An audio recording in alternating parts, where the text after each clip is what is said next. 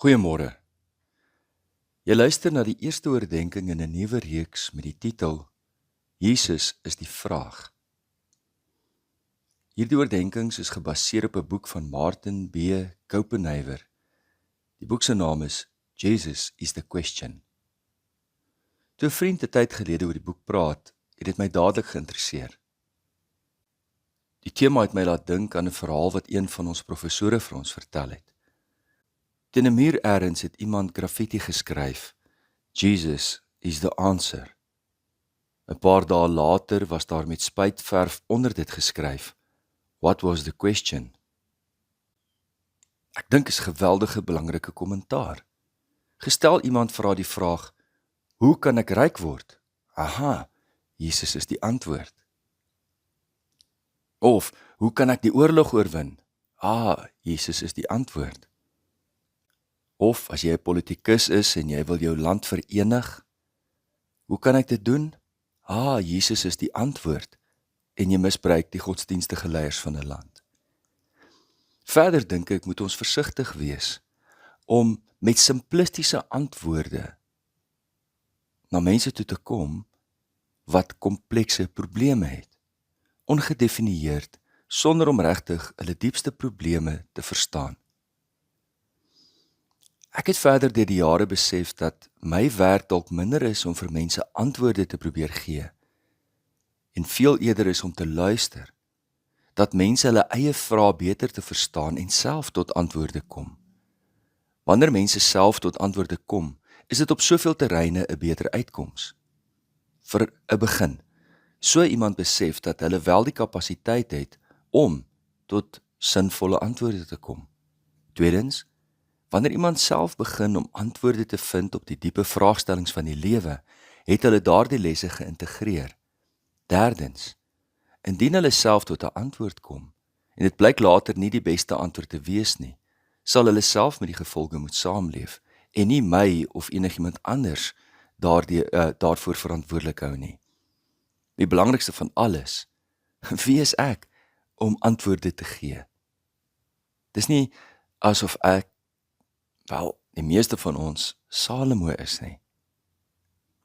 Een van die beroepsareas wat die vinnigste ontwikkel in die wêreld, is die van lewensafrigting, life coaching. As jy lewensafrigting in een sin kan opsom, dan sal dit waarskynlik wees deur die volgende slagspreuk. Dit is om deur goeie vrae iemand se denke, lewensdoel en aksie te ontsluit. Jy sien, antwoorde bied informasie. Goeie vrae bring transformasie. Ek onthou destyds toe Dr. Phil mense op sy TV-program uitgenooi het om oor hulle probleme te praat, was een van sy gunsteling vrae, en hoe het dit vir jou tot nou toe uitgewerk? Wat 'n wonderlike vraag. Jou strategie, jou reaksie, jou optrede, jou denkpatrone.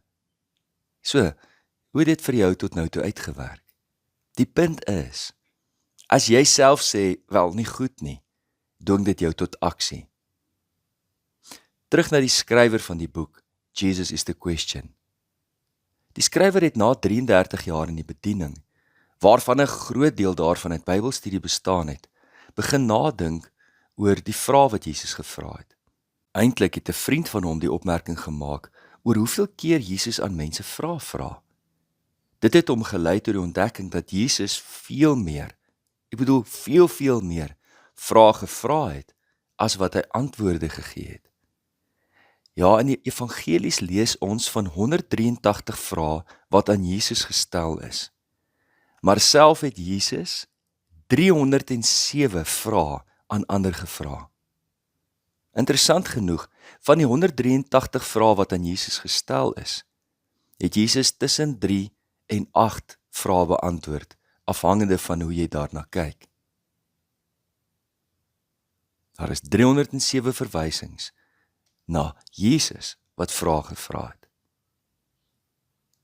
Kom dan saam op 'n reis deur die vrae wat Jesus gevra het. As jy 'n volgeling van Jesus geword het om al jou vrae beantwoord te kry, wag daar dalk 'n verrassing vir jou. Want antwoorde bied informasie. anders as wat sommige se verwagtings dalk mag wees. Veral in die begin van hul bekeringsreis as volgeling van Jesus, is dat die lewe eenvoudig en maklik opsombaar, verstaanbaar sal wees. Dat jy 'n hele reeks van teksverse uit jou kop kan leer en aan elke moontlike situasie 'n antwoord kan bied. Mooi verpak, netjies in styl. Maar Jesus gee nie vir ons 'n lys van maklike antwoorde nie. Gaan lees hoeveel keer in die evangelies was die disippels ontsteld deur dit wat Jesus hulle geleer het. So in steede daarvan om te soek na simplistiese antwoorde op komplekse lewensvrae, kom luister na Jesus se moeilike vrae aan ons. In steede van maklike antwoorde, moeilike vrae. Maar dit is nie omdat Jesus moedswillig was nie. Jesus se vrae lei tot transformasie van ons hele hart, ons hele siel, al ons krag en ons verstand.